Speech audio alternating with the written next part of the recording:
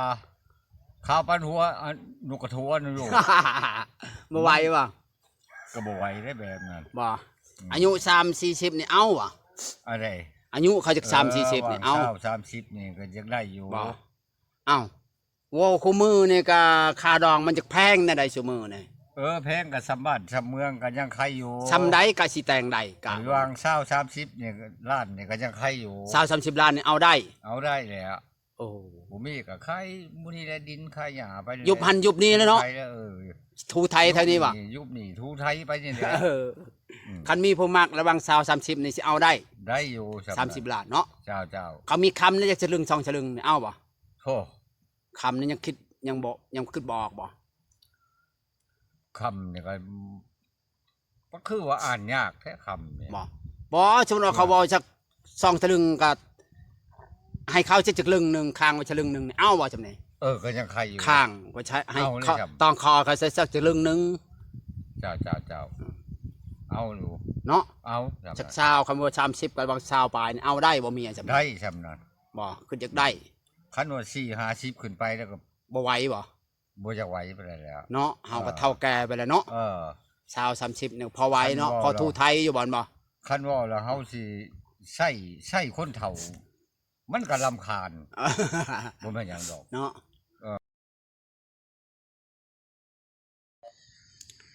สบายดีหรือว่าสวัสดี FC พังไทยพังลาวหรือว่าต่างประเทศก็ยินดีเข้าสู่2บ่อนอมพามนอีกแล้วพี่น้องมื้อนี้ก็จะไปทักทายตูมีคือเก่าคือเดิมพี่น้องเพราะว่าได้ยินข่าวว่าอยากมีเมียพี่น้องมื้อนี้ก็สิหาเมียให้เพิ่นว่าเพิ่นอยากได้อีหลีบ่พี่น้องเฮาต้องไปถามข่าวตูมีนั่งคิดอยากได้เมียคือตูก่อนว่าพี่น้องไปบ่ต้องซักซ้ายเสียเวลาเฮาต้องไปถามเราว่าเราคิดอยากเอาเมียอีหลีเวลาเว้าเล่นพี่น้องไปบ่ต้องซักซ้ายเสียเวลาเฮาต้องไปถามเราเลยสบายดีป้าโรมีแห้งเป็นจังได๋กินเลยกาแฟกินแล้วมีแห้งแล้วบ่ได้กินกาแฟเจ้าซำได้กินกาแฟนี่ก็ซำได้จับผู้สาวซำน้อยเพิ่นเนาะคักปานคือว่ามีแห้งแล้วบ่ได้กินกาแฟแบบเฮาติดเนาะเจ้ามันเคยกินแล้วเนาะเคยแล้วคันบ่กินกองอยู่ตื่นตอนเช้านี่ก็จะกินแล้วนะกาแฟนี่มันดังไผติดกาแฟนี่สำคัญก็ติดผู้สาวน้อยนั่นแหละโอ้ยคักปานหยังผู้สาวน้อยนี่เขาว่าคนเฒ่าติดผู้สาวน้อยบ่อายได้คันเจ้าน่ะบ่ได้กินจักเทื่อเนาะเฮาบ่กินก็กินแล้วแต่ติดเฮาบ่กินเด้คันได้กินอันนี้นั่นมีแห้งยาวคันว่าเรื่องกินข้าวก็พูดเลย8-9 โมงพุ่นแหละมีแห้งเนาะเฮาเคยกินติดเนาะก็บ่ได้คิดอยากแห้งดอกคันได้กินตัวนี้ก่อนเนี่ยตื่นมาดังไผมันต้มน้ำก่อนโลดมื้อนี้กินมื้อละครึ่งได้มื้อนี้ไปกินบุญถงอันนี้มีมื้อนี้แล้วกินบุญถง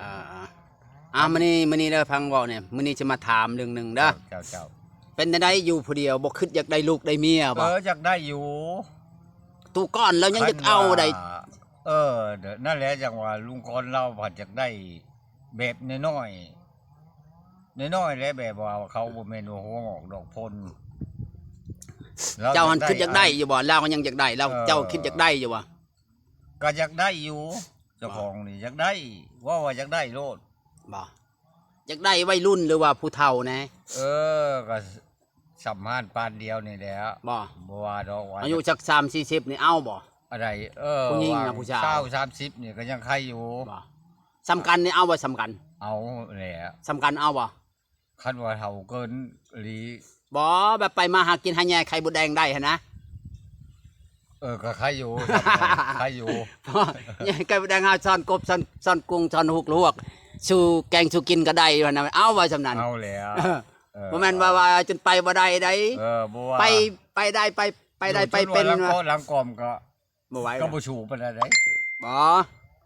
บ่ปานนั้นดอกคนแบบว่าอายุประมาณ40กว่าๆนี่ก็บ่ได้เฒ่าปานใดดอกใช่จนหัวงอกดอกโพนจนว่าข้าวปั้นหัวนุกกระทัวนี่อยู่บ่ไหวบ่ก็บ่ไหวได้แบบนั้นบ่อายุ30-40นี่เอาบ่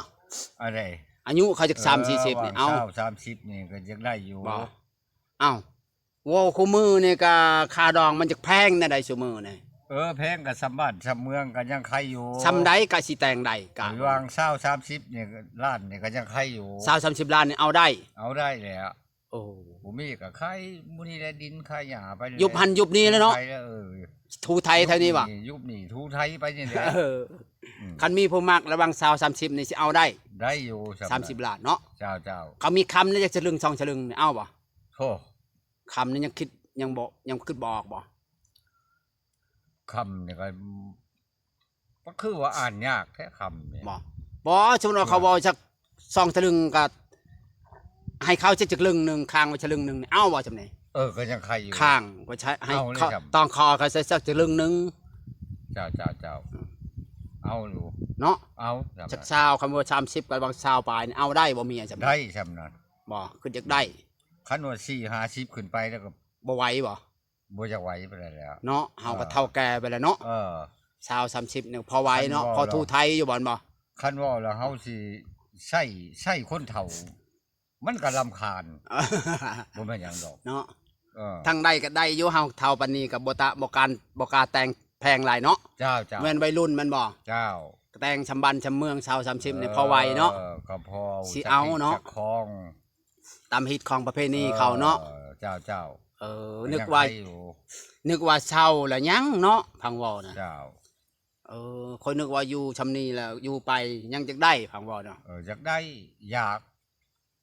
พอมีโมปากโมเว้า พอมีหมู่กินข้าวกินน้ำนำกันเนาะ เฮ็ดอยู่เฮ็ดกินหนึ่งเขาวเนื่องน้ำแล้วก็บาดผัวบาดเมียแล้วก็บ่ว่าดอก เนาะ ว่า เปลี่ยนกันสลับซับซ้อนกันเนาะ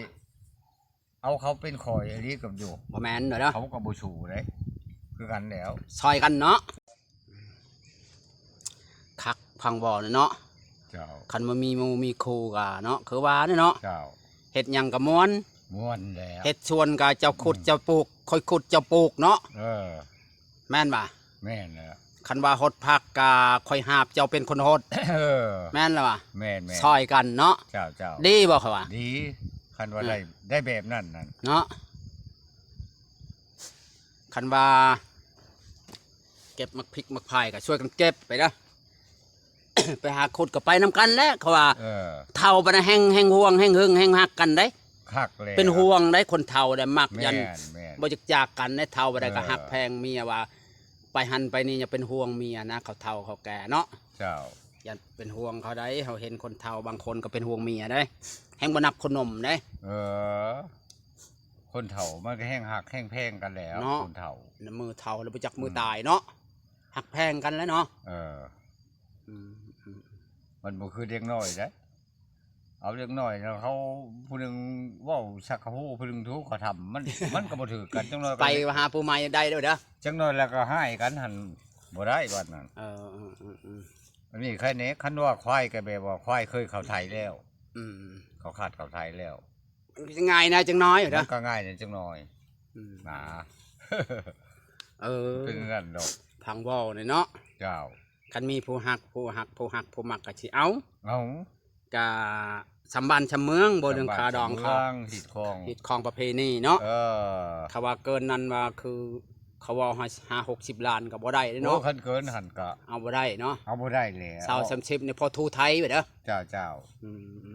อันจำว่านะกันพอทูไทยไปแล้วยุบนี่ยุบทันไปแล้ว เนาะมันสิมีว่าคนยังมีลมหายใจเนาะ เจ้า คนยังมีชีวิตเนาะ เจ้า บ่คนเฮาซองบ่เห็นเนาะเงินบ่ได้ห้องคือกบคือเครียดเด้อเนาะ ธรรมดาเลย แม่นวะ แม่นความ มันกบเครียดได้มึงพลตกมันจะห้องแซวๆแม่นวะ มันบ่แม่นมันสิคันคือไก่ผูได้ เงินทองเนาะ เจ้า บางคนก็ว่าบ่มีเนาะบัดนั้นไปเห็นชื่อรถก็มีได้ แม่น เฮาเคยเห็นได้บางคนได้ แม่น คนเฮาบ่คือกันบางคนก็อวดโอ้ เป็นหลายคน บาง อยู่ บางคนก็อวดโอ้ว่ากูจะชื่อรถ 2-3 เดือนฉันบ่ บ่อยากอดองค์ขนงโตหั่นนะ บ่แพ้กันผู้บ่ปาก แต่ว่า ซ้ำ บ่มีบัดหลายเทื่อรถอีกต่อไปเขาชื่อฮอดรถพุ่นอยู่จักอายฮอดเขาจักอายเจ้าของนะ แม่น มีแต่เขาว่ามีแต่ว่าบ่มีบ่จ่อยๆนะ คิดว่านี่คิดในใจเนี่ยได้ลูกได้เมียเนาะ เจ้า เดี๋ยวนี้เฮาติดต่อผู้สาวให้เจ้าจักวันเฮาสิชวนไปหาเขาไปบ่ ไป ผู้สาวบ่ได้ไกลดอกแถวๆนี้ดอกเฮาคอยเจาะจิ้มเบิ่งก่อน ธรรมดาเลย เจาะจิ้มเบิ่งก่อนเขาหับปากแล้วสิชวนไปเล่น เขาจีบเมืองก่อนพังเบิ่งหางเสียงเขาจะก่อน หางเชียงเขาก่อนจะไปหาเนาะ มันบ่ได้ยินข่าวปบไปปรับแล้วมันบ่ได้นะเฮาอายเฮาเนาะอายลูกอายหลานมันหยังเนาะอยากอายลูกอายหลานเฮาก็เฒ่าซำนี้แหละก็สิไปเฮ็ดปัน